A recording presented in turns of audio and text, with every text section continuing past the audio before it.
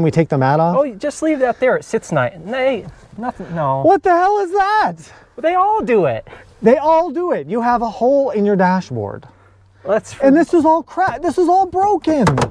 What kind of quality is that? Okay, I have to get this on camera. This is all busted all up through here. It's falling to pieces. Hey! Your dash comes off.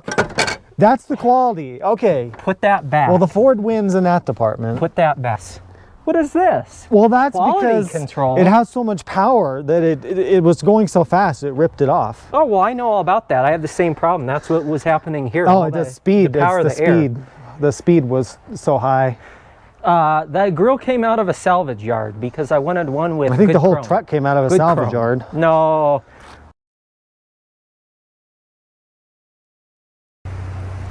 What is this? Oh no, look who's here. What the heck is this thing? Don't hit me. It's like refrigerator white and Charlemagne gold. What? It's two-tone, okay? It's white and gold two-tone. It's luxury truck. Unlike your truck, it's like just one color. It's like a grandpappy vehicle. It's one color. What is this? What is with your mirror? Do you know what this is? This is an Icon. What kind of mirror is this that? This truck started in Twister, man. Did you see that V10 monster? Went right through a house while tornadoes were chasing it. Yeah, why is it so quiet? It sounds like a vacuum cleaner. Well, it's called refinement. Mine sounds like a real truck. You said what? That's like 7.3 liters? It's 7.3. 8.0. 488 cubic inches, pal. And how many horsepower do you get from 8 liters? I have 310 horsepower. 300 horsepower from 8 liters. How much do you have? 250. But I have torque. But I have torque. Oh, listen to this baby. Oh. Well, what is this? Is this like some kind of truck review? No, no, no, no, no. If you're gonna do a review of this, you need this baby. This is an Icon. 2000 Dodge Ram. This thing's a game changer, man. It's a game, in what way? It's so heavy that it like crushes the driveway? Oh, back then, you know, Ford had some little 460 gas V8. They didn't even have this Powerstroke crap yet. Dodge had the guts to bring out an 8-liter, 488 cubic inch V10. 450 pound-feet of torque, baby. This thing had more torque than a Cummins of the day. Only 450, huh? It had 450. You know what? You know what I have in this? Huh? You see this right here? Powerstroke, diesel V8. Yes. Okay, 500 foot-pounds of torque. And with a tuner, I can have thousands of foot-pounds. I could just turn a switch. Will the transmission hold up to that? Well, no. Well, okay. This has the same problem, truthfully. Oh, it has the they same had to problem. limit it to 450 pound-feet of torque. It was limited because they didn't the transmissions make a were so bad. transmission that could hold up to the immense The same power. thing for this truck, actually. If you got the manual shift on the 7.3, you got more torque and power. Yeah. Because the automatics back then sucked. Yes, yes, and I wouldn't say this is the greatest automatic. No. So let's take a look at what we have. We have dirty wheels because you don't clean your truck properly. It looks like you've replaced the headlights. It has fog lights. That's pretty fancy. Well, this baby was loaded. I like this. This is really good quality control right here. What do you have to say for that? You got to admit, though, I mean, for the day, this is a good-looking truck. You got this fender line here. It's like a Kenworth. Actually, it was a great-looking truck in the day. It certainly was a way modern design, pretty revolutionary. Because this body style came out in '94, right? Right. And then in '98, they added the quad cab doors here, like this one's got. Right, and these doors open, right? That's right. Okay. They open clamshell style. And what's happening? What's happening here? Oh, what's this? This is like tracing the rivers of the world, right there. So this is a design, you're saying? Yes, this comes that way from the factory. Right. It's a design element. And why do you have a mat on your dashboard? So you have to have a piece of carpeting. It's the mechanicals here that matter, and the vehicle is actually held up quite well. And you have a can of oil here because? I actually just take oil everywhere. You take oil everywhere with you. Is that because the truck uses oil? It actually does not. Oh, it doesn't but use you just oil, have it just in case. Leak. I always keep a quart in all my vehicles. Right. So what else is wrong with this truck? Not much, really. The back seat looks real similar to the F-250. Yeah, it's pretty cramped. The doors sound more solid though when they close. You know, I noticed that. I agree that the Dodge of the day, it seems more solid. Yeah, the Ford kind of rattles. That sounds way better. But what I will point out is I have replaced the door hinges here because the original ones you know, didn't hold at the detent positions very well. You had to replace the door hinges. That's the sign of quality. That was something that I opted to do because I like my doors on to the hold Laramie themselves. SLT. So why is it Laramie and SLT? Why can't they just pick one or the other? well, because back then you didn't get a lot of trim level choices in your trucks, you know. But this was top of the drawer, man. I mean, this meant that you got a power seat. This meant that and you what got, luxuries did you get? A power seat. So you. Does yours actually have a power seat? No. No. Oh, it doesn't. But it's because the previous owner had like 5 of these trucks, and he took this one, which was a good power one, and put it in his other truck that had a seat. That so was you bought falling it from apart. somebody who just treated it as a scrap, basically. Well, something like that. Well, you've got, let's see, you've got all sorts of cool tie downs and stuff in the bed. So this is actually the best truck I've ever had from a functionality standpoint. This 8-foot bed is awesome. It's the first 8-foot Yeah, an 8-foot bed. I mean, my truck has that too. They're really nice. They are. It's the first I've had, and I've towed 5th wheels with this truck. That's why it's got the 5th wheel rails in it. I put the E-Tracks in it. I can haul 2 motorcycles in here so easily. It really is nice for that. Yeah, that's true. Well, why is this? This is another sign of quality here. Look at this. My truck, come on. Look at the Ford here. A nice plastic, you know, cap railing here, perfectly intact because that's Ford quality. That's built Ford tough. No. What kind of quality does this Chrysler have? You know what? The running board. I mean, look at that. You know what is different about? That's broken. No, there's a bolt missing. Well, why don't you get a bolt bolt back. and put it on? Look, truthfully though, there's a difference between these 2 trucks. This one has been worked a decent amount. That one has been worked. It towed horse trailers. This one has had multiple owners. Yeah, my Ford is a one owner. Yeah, and it's not for sale, by the way, if any, because everyone wants to buy it. Oh, I see. This side has the matte pattern too. Right. Yeah, that's a nice feature that you've got there. Does this running board is it going to fall off if I? No, she's solid. How's the paint? Actually, the paint's not in that bad a shape. I really like this color too. It's kind of a dusty silver. Okay, well, tell us why you have a V10 gas and not a diesel. So let's just be honest. It's the economics of it. This truck. The economics of 5 miles per gallon. This truck is many thousands of dollars cheaper to buy than that Ford with the Powerstroke. Pop the hood. Let's look at that. Or even another Dodge Ram like this with the Cummins. And, you know, we should talk a little bit about the cost of these 2 trucks and, you know, kind of why somebody would buy one of these over the other. That looks real clean. So there she is in all of her glory. It doesn't even have a padding under here for noise reduction. It doesn't need that. Because it doesn't not because it's not loud like your Ford. You only have 1 battery? Oh, that's not very impressive. Mine has 2 batteries. Well, mine actually has space to, you know, do general maintenance. I'm sure a on it. V10 is really easy to work on too. I'm sure it's really cheap and easy to work. Actually, compared to the diesel, it's actually not too bad. Parts are reasonably easy to get for it. They're fairly inexpensive. So walk me through back when this truck was on sale. So this is a 2000. Yeah. So you could get in the heavy duty, you could get a couple of different, 1 or 2 different V8s, and then the V10, and then the diesel, of course, the famous Cummins. Right. So the V8s were like 5.9 or 5.4 or something. So the standard engine on the 2500 and 3500 trucks was the 5.9 liter 360 V8 that Chrysler has pretty much had around forever. In my opinion, too weak for this application.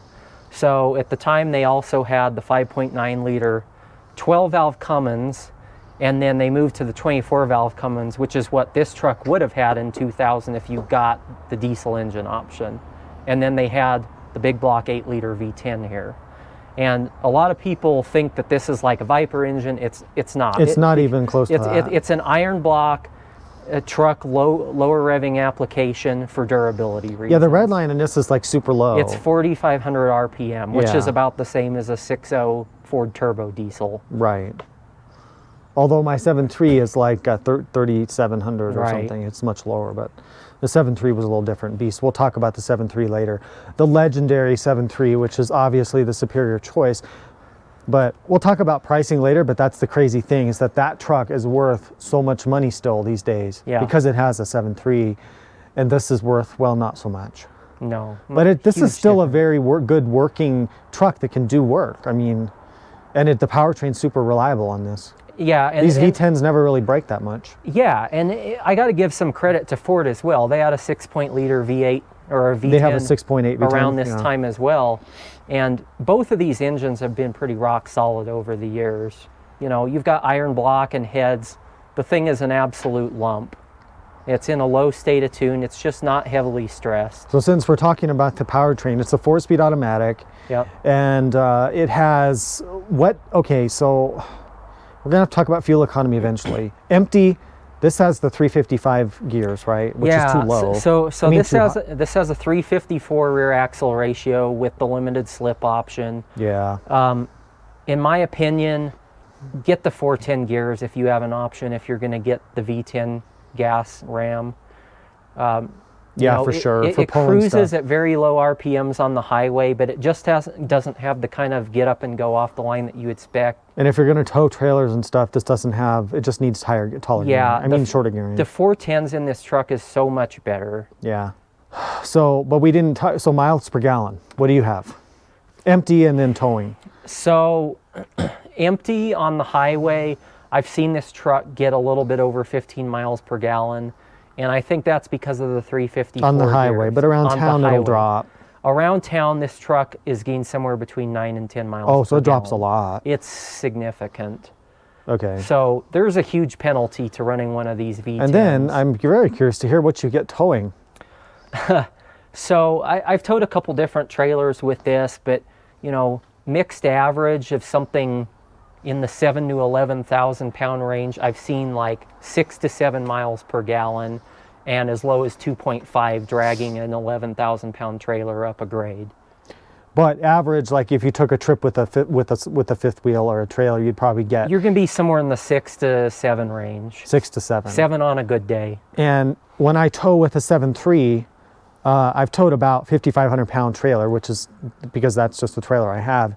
And I get around 13.5 to 14 MPG, even still going 70 with the 7.3. So that's the difference right there. Yeah. And the diesel doesn't even hardly work at all to do that. So first, why don't we take a drive of the Ram? I'm going to drive the Ram because I have not driven this with the V10. We'll do that first. We'll talk about our driving impressions. We'll have some commentary. And then we'll come back and we'll kind of tour the interior and talk about some of the ownership experience. Sounds good. I'm going on a test ride. He doesn't even bring the key. Okay, so this is my first time driving the Dodge Magnum V10. Why is it called a Magnum? Isn't that a brand of a certain product that men use? Well, yeah, I'm familiar with that one. Oh, you're familiar with that one? You're probably more familiar with that brand for ice cream. I just popped the hood. I'm trying to release the parking brake. Go close the hood, errand boy. Oh man, how do I drive this boat? HMS Titanic set sail. I mean, the first thing I noticed setting off in the Ram after driving my Ford is just the how quiet it is. I mean, just, you know, you don't have the diesel clatter. Those older diesels are so loud. People don't talk about that.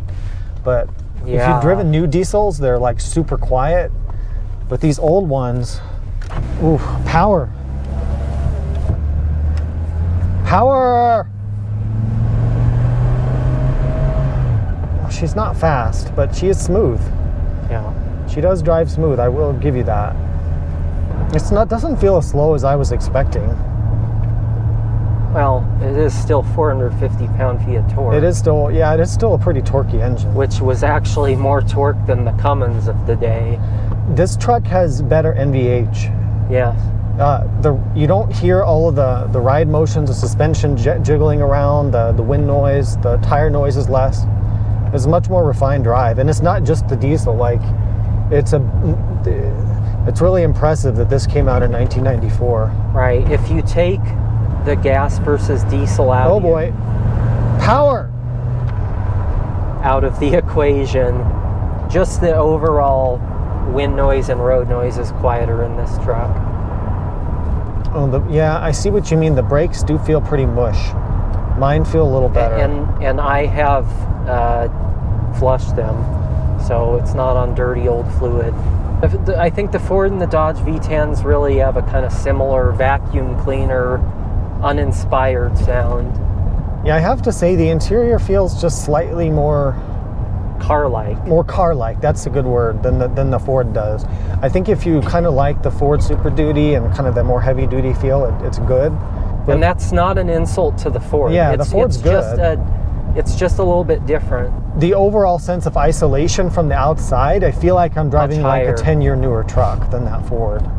The automatic transmission performance, what do you think between the two trucks? Like, I think the Ford's better. I think it really is the thing from a powertrain perspective that lets this truck down, both with the Cummins turbo diesel and the V10. Yeah. But this is the strongest transmission they had at the time. Right, yeah. So, you know, I think if you had your choice, you'd be better off choosing the manual transmission, which you could also get with the V10, not just the Cummins turbo diesel. What are the things that go wrong with these typically? Is there much to worry about? If someone's going to go and look at a V10, one of these of this age, which legitimately you could buy for cheap and use it as a work truck. Right. What do you need to worry about? From a mechanical standpoint, I haven't heard a whole lot. I think the weaknesses on these really are the transmissions. And that mainly is because you're pushing towards the upper range of the torque limit on the 47RE. 450 pound-feet of torque, my understanding is that was the limit of this transmission. So the V10 is right there. So if you're going to be hot rodding this thing around or consistently working it with a trailer, and you don't do your fluid changes and your filter changes on the transmission, I do believe that that's going to be one of the things that is most likely to go before other things. For sure, yeah. From an engine perspective, not a whole heck of a lot. This truck did have an issue when I picked it up, where when it was cold, it didn't like to idle very well initially, and you kind of had to give it a little bit of gas until it, you know, started picking up information from, you know, the O2 sensors. And what I ended up finding out is that it's a rather common problem. It's the IACV, that's the idle air control valve, and it basically, you know, just helps with that initial metering when you start the truck. And once I replaced that, it was a very inexpensive part and not too difficult to install. Fired right up on cold, no more issues with that, and I haven't had it in 2 years. I mean, let's talk sort of about cost of ownership or cost of running this over time. I mean, you've mentioned some of the stuff, but you said you had to do a major repair to the air conditioning system, right?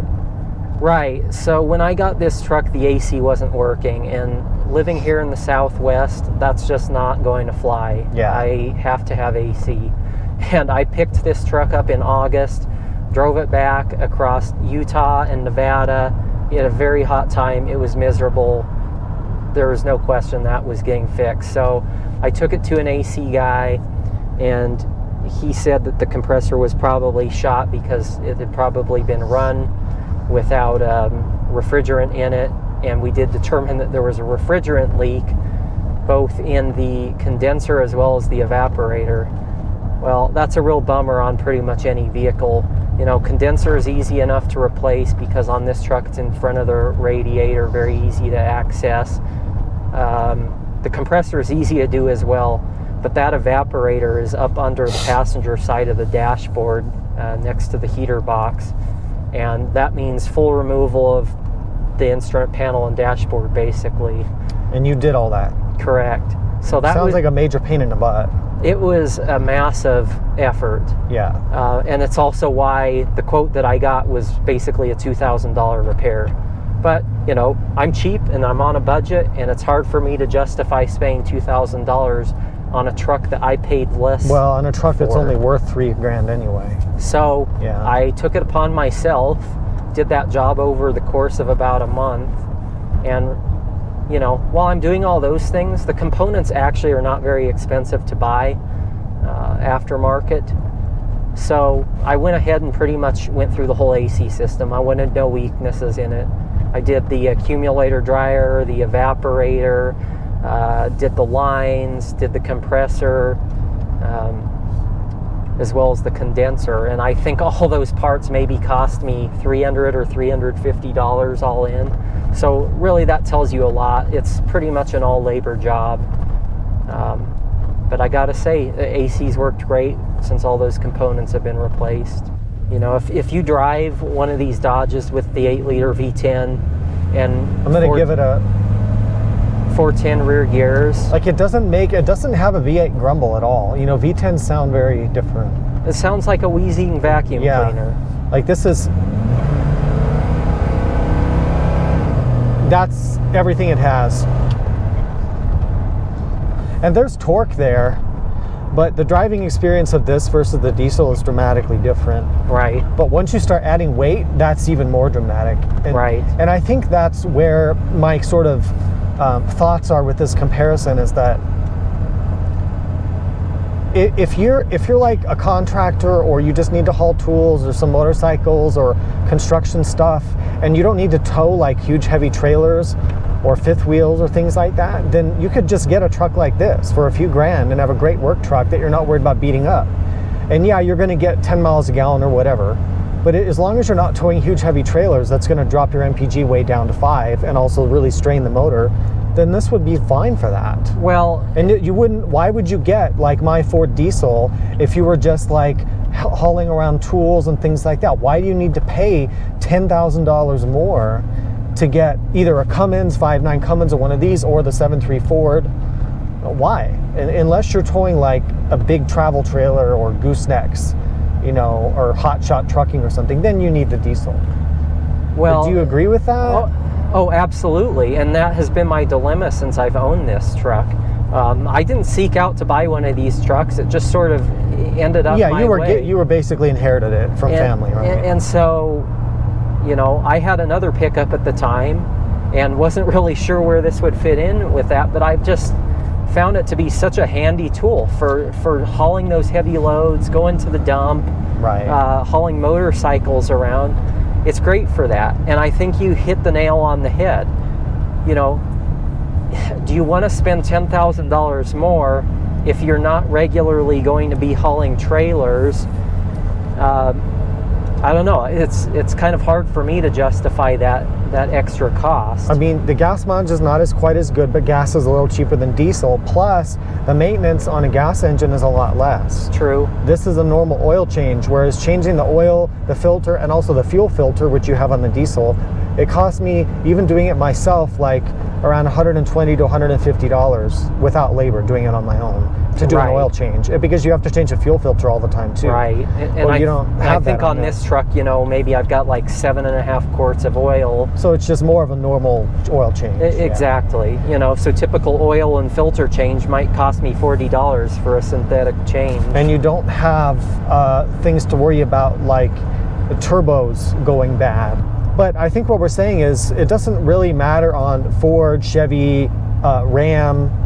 In this, that's not really the point here. The point is, are those diesel trucks that with the crazy prices that they're going for, are they worth that extra premium? But only for certain cases. Right. It really comes down to how you're using it. Because you could get a Ford like mine if you just preferred the Ford with a V8, or I guess the V10 too. And you could save a lot of money, just like on one of these trucks. You know, same for a GM truck. You could pay a lot less for one of their 6.0 Vortec V8s over a 6.6 Duramax. Yeah. But at the end of the day, you know, the dilemma I have a lot is, okay, so I might be getting 9 miles per gallon in the city. I might be getting, you know, 13, 14, or 15 on a good day on the highway. It's pretty painful spending that much in fuel, but at the same time, the $10,000 difference buys a lot of fuel. So I think if you're going to be regularly hauling loads, especially, you know, as you start getting into the 10,000 pound range or above, the diesel becomes less of a choice and more of a requirement. But they went away from the V10 and just gave you the V8s because why? I mean, I guess V8s became powerful enough and the V10s had the fuel efficiency issues. Well, one word, Hemi. Hemi, yeah. So Dodge ditched the 5.9 old 360 V8, I think around 2003, and introduced the Hemi 5.7. That was such a massive increase in power and torque from the 360 that it kind of started to negate the V10, because I think you were up around 345 horsepower and, oh geez, I don't know, 380, 390 pound-feet of torque. You'll have to go reference that. But when you start looking at that, combined with the fact that that Hemi paired with a 5-speed automatic instead of a 4-speed, the delta in power and torque between the Hemi and the V10 got quite a bit smaller, and now you had a more efficient engine with a transmission with better ratios, that it just kind of made the V10 unnecessary. Now let me ask, if you were, let's say you were going to get a gasser and save money between the Ford of this era, the Ram, and the Chevy or GMC, what truck would you get and what engine would you pick if you were getting gas? As far as the newness of the overall truck design, the heavy duties, I believe, were new for 2000 for GM, new for Ford in 99. Yeah. So right there you already have several years on the Dodge design, which dated back to 94 at its basics. Right. But also the GM had two engines that were just more modern at the time, the Vortex 6-liter and the Big Block 8.1 liter, which is actually larger than this V10, 496 cubic inches. That thing's a monster. Not a lot of people know about it, but when you combine that with the 4L80 4-speed automatic and the GMs, which were very durable, and I would say more so than what you get in this, I'd probably choose the GM gas truck. Yeah, I was thinking the same thing. But you know, part of the reason that fuel economy wasn't such a big deal then, and why you had these like 8-liter V10s back in the 90s, was fuel prices, right? Exactly. I mean, I remember, you know, back around the turn of the millennium when these trucks were new, you know, gas was hovering in the $1 to $1.20 per gallon range. Yeah, so getting 8 MPG wasn't such a big problem as it is nowadays. Yeah. Right, and the standard was just different then. The turbo diesels weren't as advanced, and there were still a lot of people that just wanted a big block gas V8. So one thing I noticed I like about your exterior better is that the running boards go all the way back, so you can get up into your bed and get cargo out. This is the Ford doesn't do that. This is actually an extremely handy thing. I never have liked them much from a look standpoint. No, they're old man running boards. Right, until I had a truck that actually has this. And you know, for somebody that hauls motorcycles like we do, this is so nice for doing your front straps and being able to quickly get to things and secure things nicely, you know. Yeah, no, you have a good cargo setup. I've seen you haul multiple motorcycles in this, and you have all the straps figured out. And yeah, it's dead steady. And another neat thing that Dodge did was put these tow hooks in the bed floor, recessed in there. And they're very strong, handy. And they work very nice. Yeah, the Ford doesn't have that. They have them on the sides. Like, well, you know what? We should take a little interior tour of this truck. Yeah. I mean, we already looked at the dash, which was beautiful, obviously. You know, by modern standards, yeah, this doesn't look like much of a truck. But going back to when these trucks first came out in 1994, this was a pretty big advancement in both comfort and refinement. And you know, Dodge did things at the time that was just not normal to see in a full-size or heavy-duty pickup. This console is one of those things. It's absolutely massive. Well, they made a huge deal in their commercial. The commercial is hilarious for these old trucks. The promo for the 94 Dodge, when they made a huge deal out of the center storage, and they're like, you can put a laptop. Right. And at the time, a laptop probably cost like $5,000. But right, and what they touted at the time was, you know, for construction guys that were maybe managing jobs and had those advanced laptops at the time, this could fit that there. This could hold a car phone, and then offered, you know, a very nice large work surface for, you know, bidding your jobs or doing whatever you needed to do. You know, you had large cup holders. Because we should note that this truck basically came out in 94, but that Ford there with similar features, that didn't come out until what? 1999. 99, 5 years later. In 94, if you bought a Ford, compared to this, it was that old body style and a much, much older technology, older interior and everything. Yes, and that's why this is such a big deal. And in 1998, so this instrument panel that you see here is actually different from the 94 trucks, which were more square. But you have dual airbags in this truck. But when it came out, it had a single driver's side airbag. Well, even that, for the time, was not common in the competition. Fit and finish and kind of layout, it kind of reminds me of the Ford a little bit. And for the time, it was a very car-like layout. Putting the controls close to the driver with easy, simple rotary knobs. Yeah, yeah. And, you know, you have redundant controls on the steering wheel on the back side of it to control audio functionality. Oh. And, you know. Yeah, see, the Ford doesn't have any audio controls on the wheel of that time period. It does have the cruise control, but it doesn't have the audio. It's easy to take these things for granted today, but at the time, you know, this was a pretty nice spec of truck. Well, you have to think of this as being 1994, right? Compared to what else was out there in 94, there was nothing that came close to this. And it was a game changer because it forced GM and Ford to step up and offer the same level of spec like we're now seeing in your 2001 model. So this is an information center on the vehicle. An information center. So right now I'm showing 10.1 average, but that actually reads low by about 1.5. It says eco on it. Oh, so, economy, I see. You know, that's instantaneous fuel mileage, distance to empty, lapse time. It has more that. stuff than the Ford does. I'll show the one on the Ford. You've got a compass and temperature. Also, this screen is much more easy to read. The Ford screen you can barely read. Oh, really? But yeah, you had to get some of these features. You had to get the top level trim. Correct, and right? so that was considered like a luxury item. Overhead consoles at the time were a luxury item. You know, the fact that you had a sunglasses holder, that you had you didn't get that in other pickups. Storage where you actually were supposed to put your garage door opener under this. Yeah. That way, all you did was push this button and your garage door opens. So, all joking aside, this was a very common issue on these. It's all cracked all through here. This is an extremely common problem. Yeah. You know, and the good thing is that you can get replacement tops for these, but they're a few $100s, and just, you know, depending on your level of commitment to the truck, you know, maybe you want to spend the money or maybe you don't, but it's also why they sell the heck out of these carpeted covers. You say what now? I prefer the Ford. You prefer the Ford? I do prefer the Ford, but we will. So you admit that this is an inferior vehicle? No, I wouldn't say it's an inferior vehicle. I'd say that each of them has their place. The Ford is victorious. Especially at the price, each of them has their place. Hey, fire up the bad boy 7.3. Come on. Well, you're going to now get a taste of a real engine. Glow plugs, gotta wait for that. It's not cold outside.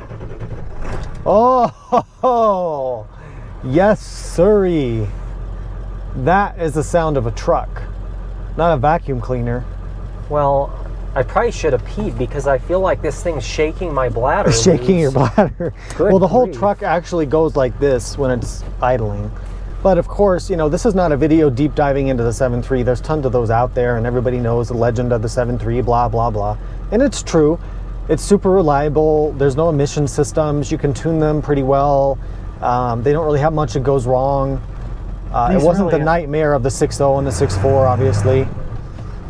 These really are great engines.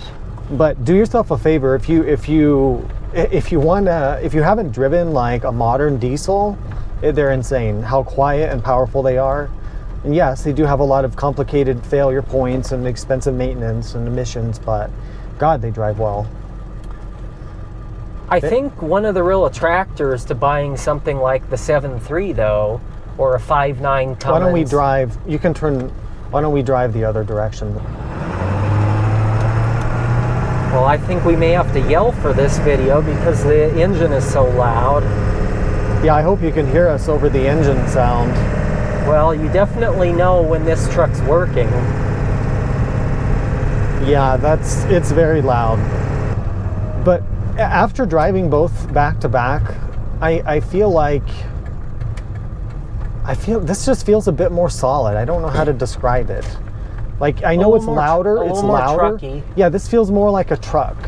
The Ram is a little more car-like, you know, and I know this is not really like a Ram versus Ford video, but yeah. So what? I mean, you've been driving this truck around all day, actually. Yeah. What are your impressions of it? Because is this your first time driving a 7.3? I drove a 7.3 many years ago in a Ford E-Series U-Haul truck, which I thought at the time actually did a pretty good job hauling that big brick around. Yeah. And it's no different here in this F-250 Super Duty. It's got more than enough power and torque for this application, and you know that's where these two trucks really do differ the most. is in power delivery. You know, the torque of the turbo diesel, it just has it right off idle, and you know, the 373 rear axle ratio on this also makes a difference. This has the 373 rear end. It also has a camper package. But your truck has a camper package too. So they both have sort of that extra leaf in the suspension or whatever they give you. They have heavier springs to be able to haul heavy load inside the bed. So you can legitimately, that's why you buy these trucks. You can legitimately load a few thousand pounds up in these trucks, you know, 2,000 to 3,000 pounds and not have an issue. And that's not something you're going to do with a light duty half-ton truck. Yeah.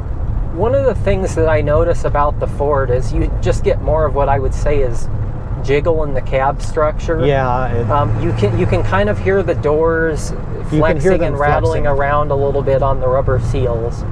But again, you know, that's something that I would expect of trucks of this era.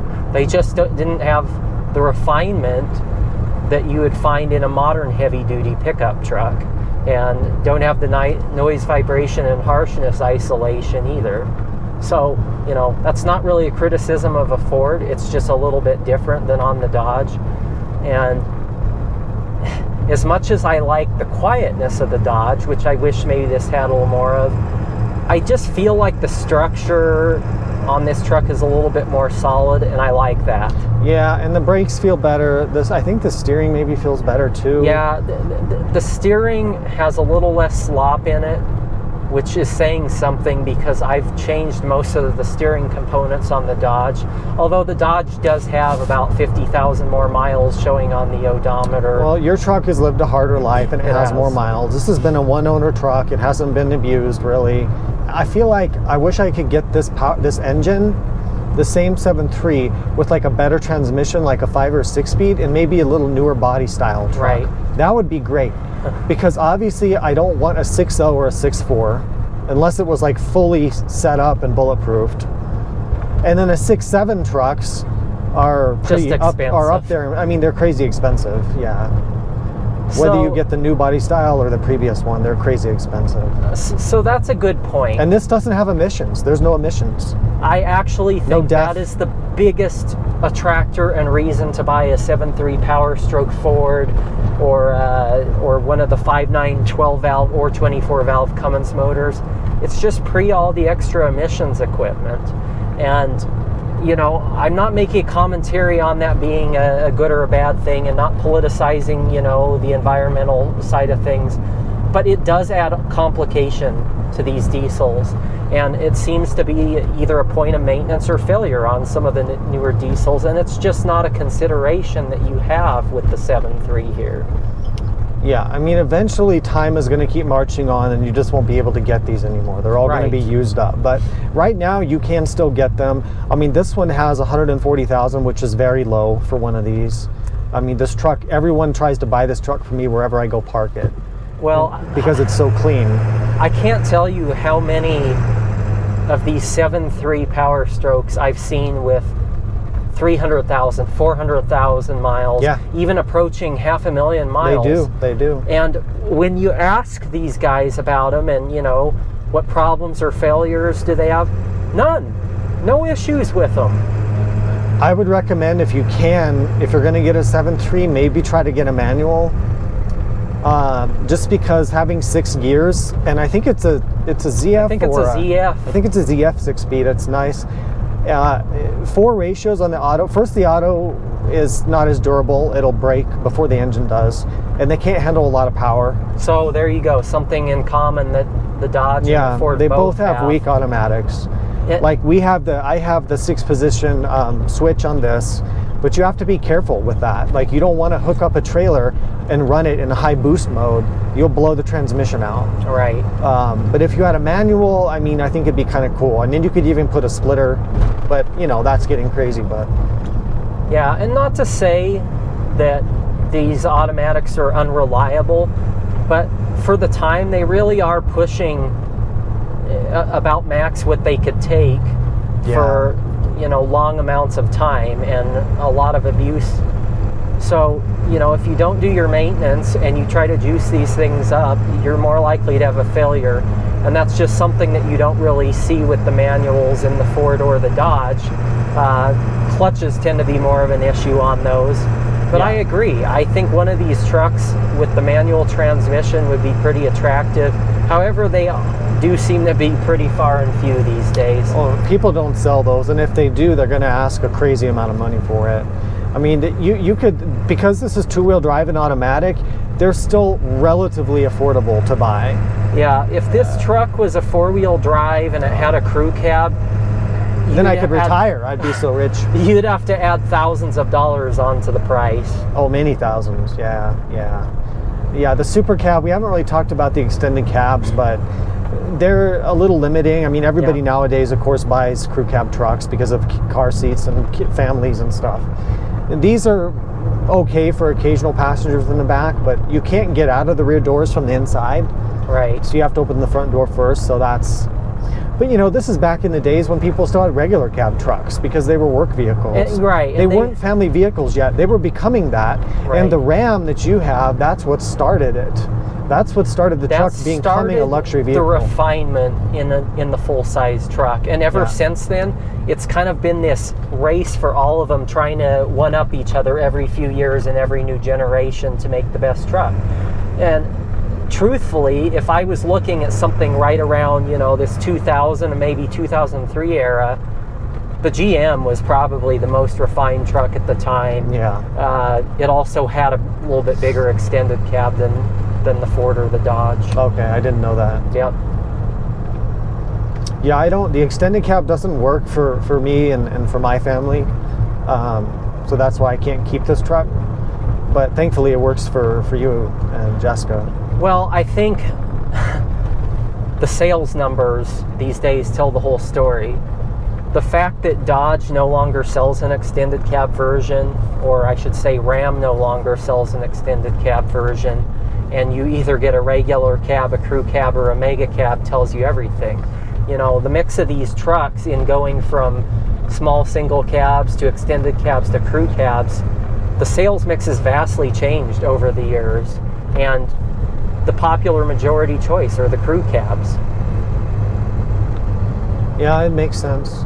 I mean, when people realize that they could haul their family, go to the mall, go to the shopping, you know, go to dinner, and still have a pickup bed, they wanted that crew cab ever since then. And then you didn't have to buy a family sedan. Right. I mean, they use a little more fuel, but again, there was times when fuel was cheaper. Yeah. And now pickup trucks with hybrids and smaller engines are, you know, you can get a pickup truck that gets in the low to mid 20s miles per gallon. And it wasn't that long ago that's what sedans got. Exactly. So it is impressive that the technology that's changed. Now, the thing that's interesting about both of these trucks is that they are, you know, exactly the same body configuration. We have extended cab, 8-foot long bed, two-wheel drive trucks. Probably. In their higher spec trims. You know, if you look at what the window stickers were on these trucks at the time, my Ram was around $29,715. And how much was this Ford? This, spec'd as it is, and I'll show the sticker here, was $35,000. Yeah, so that doesn't sound like a lot today, but if you look at it in real dollars, you know, we're talking about trucks that I think the Ram would be upwards of $45,000 or $48,000, and the Ford's what, over 50? Yeah, I converted the dollars, so your truck today would be, I think, yeah, around 44 or something, or 45, and mine is 53 in today's dollars. So these were fairly high-spec trucks for their day. Well, these were both, it's interesting that these are both the highest-end versions you could get. You could not get a fancier one. Now, you didn't point out that mine has leather and yours has cloth, so yours is for lowly peasants. Oh, yeah, so mine does have the Laramie SLT, one of the quick order packages, as Chrysler called them. But there was a different version of it that really the only thing that changes, I believe, was leather, and you got the Infinity speakers. But I bring that up because we talk about this whole idea of the basic truck and how it's evolved to being, you know, the popular family vehicle choice. In a way, these high trim levels were sort of the start of that era. You know, if I was hitching up a 10,000 pound trailer or a 13,000 pound trailer, without a doubt, this would be the only choice between the two. Well, and that's why you're buying this. Yeah. So that's why it's not for sale, because Brandon already bought it. So I think really that kind of sums up our point here. It depends on what you're needing a truck for. You know, you could save $10,000, have the Dodge that does the work, or you could spend or Ford V10, whatever, any gas engine. Or you could spend that extra money and have something that, you know, is more to buy, but it'll also hold its value longer. It's higher maintenance, more expensive, but for doing that heavy duty work, it'll be more efficient, it'll pull it with more ease, and you'll probably be more satisfied. But for a towing rig, this is a crazy good truck, crazy good value. You can't get anything equivalent to this for towing ability for that price, and durability, and, you know, ability to pull a fifth wheel at 75 miles an hour. For this price, that's insane. You can't get that. That's why these 7.3s are so special. And a Cummins of the same era. Another thing that doesn't get talked about very much is the efficiency. The 5.9 24 valve efficiency in the Dodge and this 7.3, both on the highway and towing, you know, we've done some real world testing of that, and it is quite shocking in a good way. Well, this 7.3 now, I do have the tuner, the tuner chip on it, the 6th position, and I run it in the middle setting, the 75 horsepower setting. And I mentioned earlier, I get 14 miles per gallon towing my 5,500 pound trailer. And empty, I get between 15 and 20. I'll get closer to 20 on the highway cruising around town. I'll get closer to 15 to 17, which is crazy for a 7,000 pound heavy duty diesel truck. Right, and a lot of the Cummins guys of this era get similar mileage. They do, yeah. The Cummins is just as good. And I think it's very interesting because as you looked at the newer versions of some of these engines, they didn't get the same efficiency as this Powerstroke in those earlier Cummins. So now, would you get a Cummins or would you get a 7.3? If I had two similar trucks in front of me and the price was the same or similar, I would probably go for the Cummins. Yeah, me too. As far as a turbo diesel goes, I just like an inline 6. I like the way they build torque.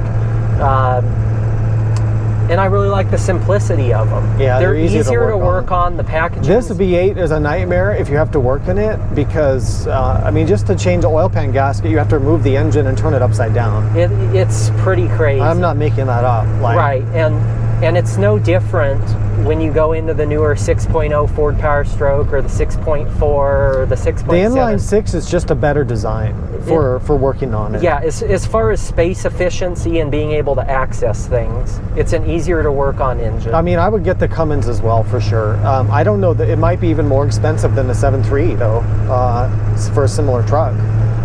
I'm not sure. They're both holding their value quite well.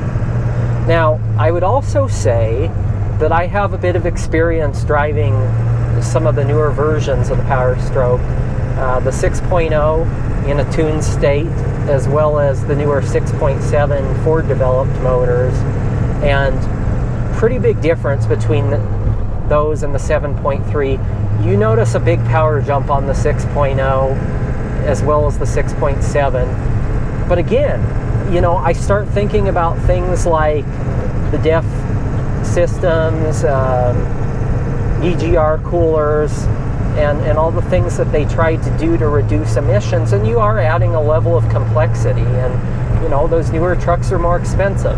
I'd love a 6.7 Powerstroke, but you know, you're looking at 40,000 plus still for most of them with reasonable miles on them. This truck is less than half that cost. Yeah. So I agree with you. If it even had an extra gear and had the 5-speed like the 6-liter Powerstroke got, that transmission is much better than this. It holds power better, and the extra ratios are really nice. It has really good grade shifting, and it responds very well when it's in tow haul mode. what we've noticed about driving this 4R100 transmission is that it gets stuck between over fourth and third a lot. Right. So it gets like right now. Right now, I'm running about 1100 RPM, and it's just kind of lugging it, and it doesn't quite have enough torque right there. You can't really accelerate, so to hold it, and so it needs to do a kick down. And the kick down is a big difference. Like it really could use more ratios, but that's what you were working with back then. Right. There was no 5-6 speed autos. I mean, that was crazy, you know, in the 90s anyway. Well, and this isn't really a video about what GM was doing, but at the time what they had was far more advanced of the same year when they brought out the Powerstroke and the Allison 1000. You mean the Duramax? Or excuse me, the Duramax with the Allison 1000. But that was like 02 or something. That was a huge deal.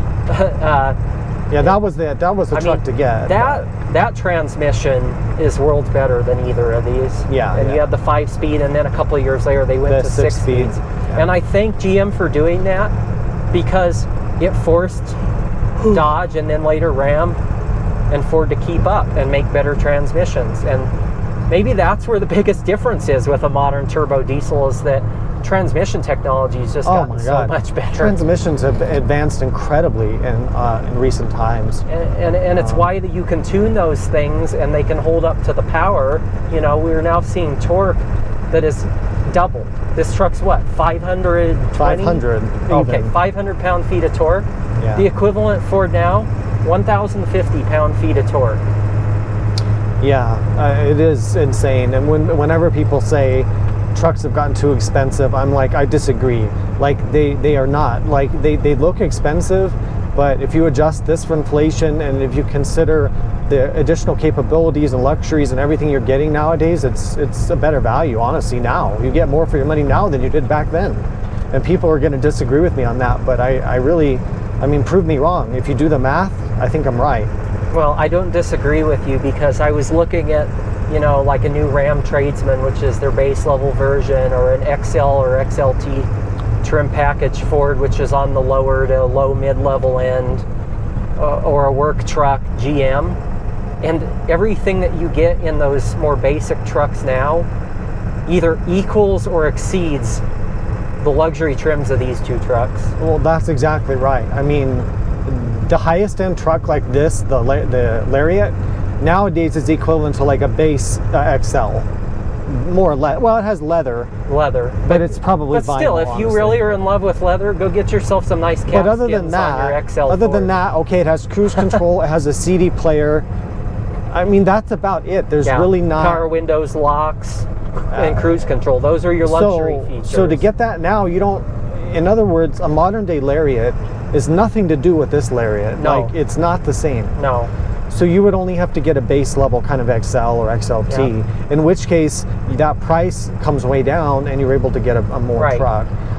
And you know, this is a topic for another video, but we were kind of thinking that if you got a 7.3 gasser right now, it'd be real equivalent to this truck in terms of capabilities. Well, and maybe more so in some ways because... Well, it'd have more payload, probably. Because you're paired with a 10-speed transmission. Well, the 10-speed is, oh my gosh, yeah. And the 10-speed is an equalizer in any other area where maybe it would be deficient to a turbo diesel. Yeah. You know, 4 speeds versus 10. I'm sorry, that new 7.3 gas makes what, 470 or 475 pound-feet of torque? Yeah. It's almost what this is, but with more ratios. Well, and then I was getting really crazy and I was saying, well, with an F-150, you could add, the F-150 now, even just with the regular 3.5 EcoBoost, not the hybrid, has as much torque as this does, as this diesel does. And way more horsepower. It has 400 horsepower, and this has 250. And if you spec'd an F-150 correctly with the max payload package, and you kept to like an XLT or an XL level truck, you'd have the same kind of weight carrying capabilities, kind of. From a spec standpoint. From a spec standpoint. It may not work as well for that weight, but you'd have more horsepower, you'd have the same torque, and you'd have a much, obviously, more modern and safer truck. Safer. So, but you're only in technically a half-ton truck. Yep. So when people bag on new trucks, I really don't agree with that at all. Like, they've really advanced. And this truck is still very valid, and that's what you see reflected in the market value. But to say that a new truck is not as good of a value is really wrong. All right, so we wanted to give some final thoughts on this comparison. So there's a few things that I think we want to cover. Is the diesel worth a huge premium over the gas? Who are these trucks for? And we want to touch on brand loyalty. So why don't we talk first about diesel versus gas on these older heavy-duty trucks. So the fact is, you're going to have to pay a crap ton more money to get a diesel. Whether you get a Ford 7.3 or a Cummins 5.9 or even like the 01 or 02 and later Duramax, you're going to pay a huge premium over the gas V8 or even gas V10, which you could get in some of these. So why would you do that? Why would you pay the premium for the diesel? And maybe why wouldn't you? Yeah, I would say if you're planning to tow regularly and you're towing, say, over 7,000 pounds, get the diesel, you'll be better served, you'll be happier, it'll do it a heck of a lot more efficiently and with less strain. Get the V10 if you want to save a lot of money and you're not doing heavy towing. It'll serve you well for heavy payload needs, hauling things around, motorcycles. These trucks both have the big 8-foot beds, very handy. $10,000 in difference or more does pay for a lot of gas. Be prepared for a huge fuel bill if you get a gas V10 like this though, especially if you're towing. Yeah. Right, and also pay attention to the rear end ratio.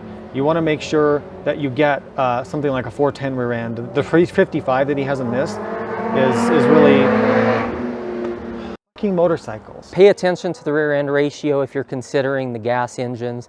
I think the 410 is a much better match and a better choice for the 8-liter V10. You'll still be able to haul some trailers around, but again, it's very thirsty. If you have a choice, don't get the 354 rear end. So who are these trucks for? Like who's looking at a 20 to 25-year-old heavy-duty truck, you think? Yeah, it's going to be somebody that needs the heavy-duty capability that both of these have. The ability to haul, 2,000, 3,000, 4,000 pounds in the bed. Somebody that may be in the construction or the trades that needs that space, needs the capability, and also doesn't have a lot of money to spend. Maybe you don't want to spend 40, 50, 60 or more $1,000 on a brand new truck. I know even if I go spend $60,000, $70,000 on a truck, I don't want to beat up on it the way that somebody that needs one of these trucks might. Right, but unfortunately the clock is ticking, especially with these older diesels, the pre-emissions diesels. Yep. They're getting used up, people are hauling with them, they're getting worn out, and there's going to be a day when they're just gone. You can't get them anymore. And big block V8s and V10s, yeah. they're going to be going the same way. That's true. They're going to be too inefficient for the modern world. So we wanted to talk about brand loyalty a little bit, and in particular, why neither of us understand, well, it's not that we don't understand brand loyalty, we just strongly disagree with that. But in the modern age, because vehicles are changing so much, for someone to say like, oh, Ford's better because the transmissions are better, or the Chevy has the best engines, or things like that, it's completely insane and wrong, because they're always changing. A 94 Ford may have a certain engine and transmission. An 04 Chevy might have a certain engine and transmission. That they're always changing back and forth. And so depending on what year you're looking at and what powertrain you're looking at and configuration, it could be a totally different answer of what's the most reliable of that certain year or generation. Right. So that's why brand loyalty makes zero sense to either of us, right? Do your research. Yeah. As you get in older trucks, the benefit to you is that there's a lot of information out there. And every one of these brands has high points and low points along the way, good engines, bad engines.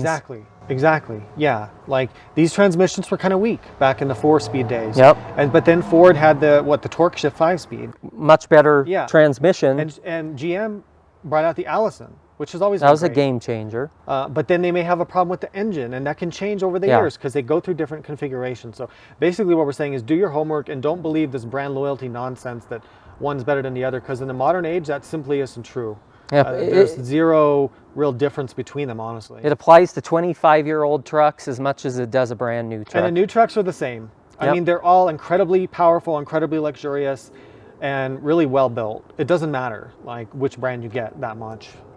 So I guess the real story here is, you can win either way. If you don't have a lot of money, keep your mind open. You could get a 25-year-old truck, and if it has good maintenance history, there are good choices out there. Yeah. But do your research. And of course, Twister. You can't beat Twister. That's a good movie. That was the best advertisement for this truck, was Twister. Bill Paxton. Probably the best movie ever. It was obviously the best movie ever made. There's no disagreement with that. So anyway, thank you guys for watching. We appreciate your support, your watching. Please hit the thumbs up. It helps out the algorithm. Please subscribe. Support the channel. There's Patreon if you want. Anyway, thanks for your support. Ride safe, drive safe. We'll see you on the next video. Bye.